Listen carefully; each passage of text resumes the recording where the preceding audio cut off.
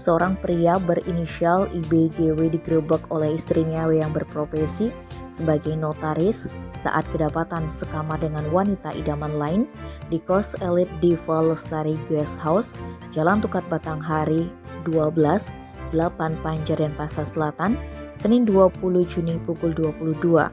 Ironisnya, tempat kos tersebut hanya berjarak ratusan meter dari rumah IBGW di Jalan Tukat Barito.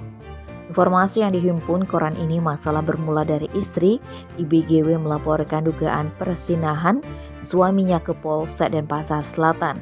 Selanjutnya, istri yang berprofesi sebagai notaris tersebut bersama beberapa personil tim Buser Polsek Densel melakukan penggerebekan ke TKP. Saat itu polisi yang masuk ke kamar mendapati IBGW hanya mengenakan celana pendek dan kaos oblong bersama wanita yang diketahui berinisial JNS, sementara wanita asal Pondok Kelapa Bengkulu itu tampak memakai daster, terduduk di pinggir tempat tidur sambil berusaha menutup separuh wajahnya dengan bantal. Kabarnya, kos tersebut sudah disewa sejak 1 tahun sebelumnya. Warga sekitar menduga IBGW dan JNS selama ini pasangan suami istri.